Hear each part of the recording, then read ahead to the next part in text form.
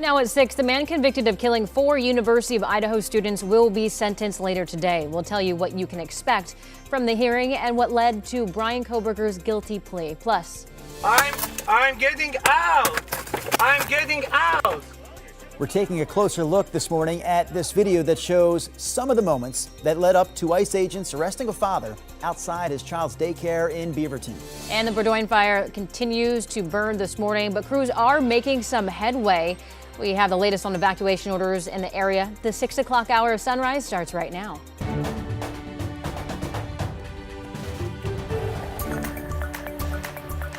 Good morning, and thank you for joining us on your Wednesday. I'm China Green. And I'm Drew Carney. You know, the busiest man on the Sunrise Show this week, not the busiest woman, you're the busiest woman, but the busiest man on the Sunrise Show this week has been Chris McGinnis, handling the weather and the traffic. Chris, let's start with the traffic alert. A big traffic alert for anyone heading to PDX to the airport right now. I can show you the backup right now. This is I-205 northbound, the on-ramp to Airport Way. It is stacked up. I had a camera on 82nd Avenue and Airport Way.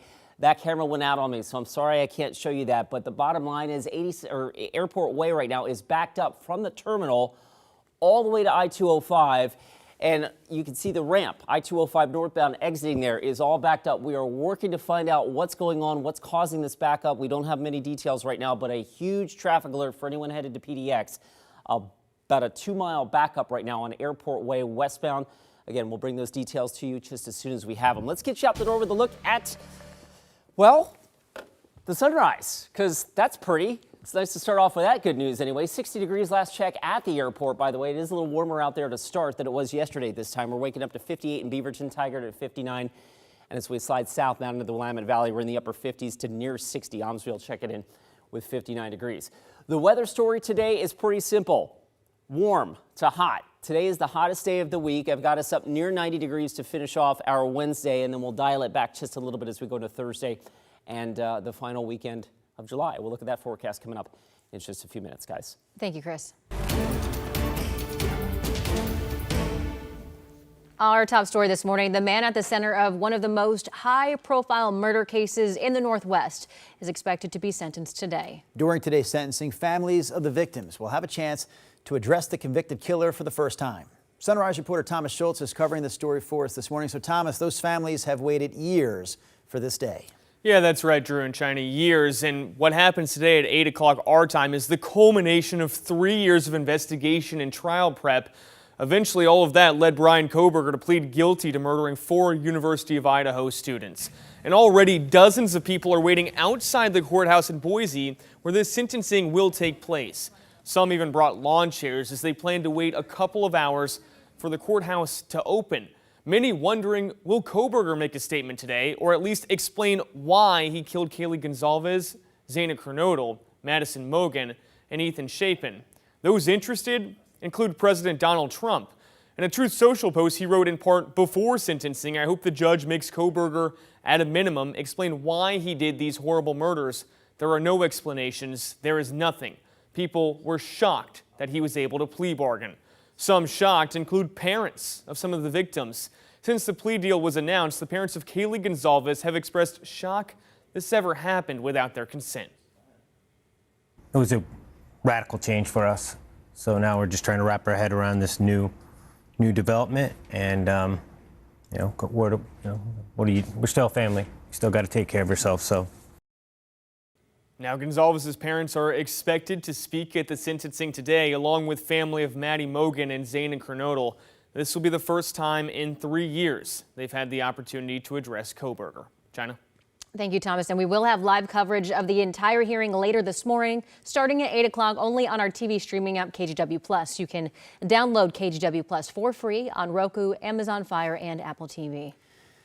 We're getting a closer look this morning at video that shows some of the moments that led up to ICE agents arresting a father who is originally from Iran outside his child's daycare in Beaverton. Now, the video from inside his car was provided to us on behalf of the family in an edited form. It does not include the full interaction from the morning of July 15th.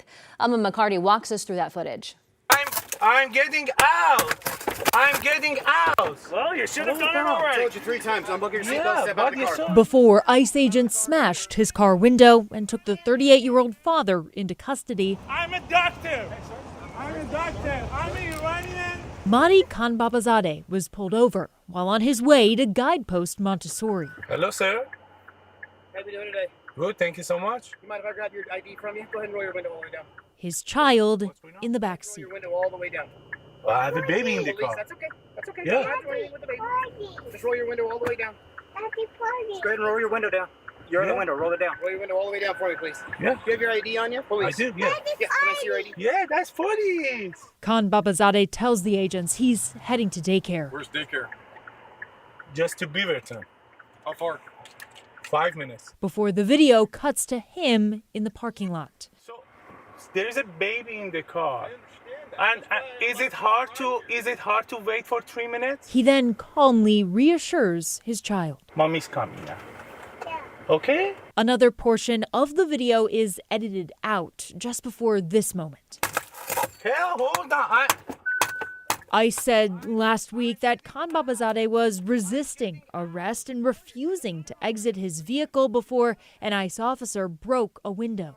Brendan Hendricks is another parent at the school. Staff convinced ICE to move the perpetrator, the father of a child, to move the car out of the parking lot into the street so that at least the kids wouldn't be observing this action. They came into you are not okay. This is not okay. And There's no reason a preschool needed to be used as a backdrop for the operation. According to an ICE spokesperson, Khanbabazadeh entered the U.S. legally but overstayed the terms of his visa, a claim his wife told KGW was not true. We have a couple of follow-ups to Alma's report this morning. Another parent with the child at that same daycare told the Oregonian that the man came to the U.S. on a student visa, graduated in 2021, married his wife, who's a U.S. citizen, later that year, then filed paperwork for his green card. He's currently at the ICE facility in Tacoma and will stay in custody pending removal proceedings. Oregon Governor Tina Kotek has called a special session after lawmakers failed to pass a monster transportation bill last month. Hundreds of ODOT workers have already been given layoff notices, which has meant less attention given to potholes, graffiti removal, and highway improvements, among other things. But now with lawmakers set to reconvene in late August, those job cuts are on hold. A leader for the union representing ODOT workers says legislators need to put politics aside and get funding across the line. At the end of the day, I'll echo your point about how it really is a bipartisan issue. Bridges and roads don't care about partisanship or political ideology or anything, right? Physics is physics. And if you don't have workers out there, maintaining the infrastructure is going to collapse. ODOT has delayed the scheduled layoffs until September 15th. The special session is set to start on August 29th, the Friday before Labor Day weekend. KGW also received a statement from ODOT saying, in part, quote, Governor Kotek's direction to postpone layoffs until September 15th is welcome news for many of our dedicated employees, providing them with additional time and stability as we continue to navigate an incredibly difficult budget situation. Firefighters have gotten some containment on the Berdoin fire that's burning on the Washington side of the gorge between Bingen and Lisle. So this fire has grown to nearly 11,000 acres, but it is now 5% contained. Officials still say evacuation orders will likely stay in place for up to another week. Firefighters say they've made progress in stopping the fire from spreading towards some communities, but other fire lines are still uncontrolled.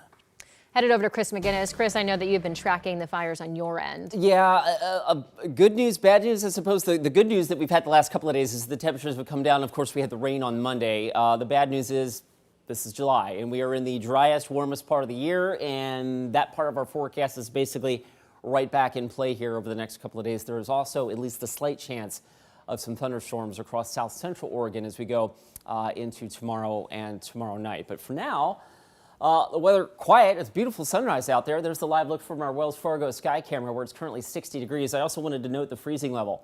That's a little higher today than it was yesterday, and that tells us that the air above us is warmer than it was yesterday, and the temperatures down here where the rest of us are in fact a little warmer than they were yesterday. So Portland hit 86 yesterday. We're already 2 to 5 degrees warmer across the northern Willamette Valley today compared to yesterday. In fact, Eugene's 8 degrees warmer right now.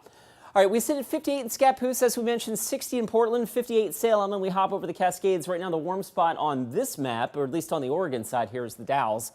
checking in with 65. Futurecast shows any morning cloud cover, even at the beach, retreating just like it did yesterday. And if we do see some morning cloud intrusion in Cowlitz and northern Clark County, that should burn off even earlier today than it did yesterday. And all of that comes together to produce a warmer day today than yesterday. Futurecast has Portland inching towards 90. We may or may not get there. I mean, it's not a slam dunk, but certainly today is the hottest day of our next several. As we look at the 7-day forecast, the temperatures dial back down a little bit, 86 tomorrow.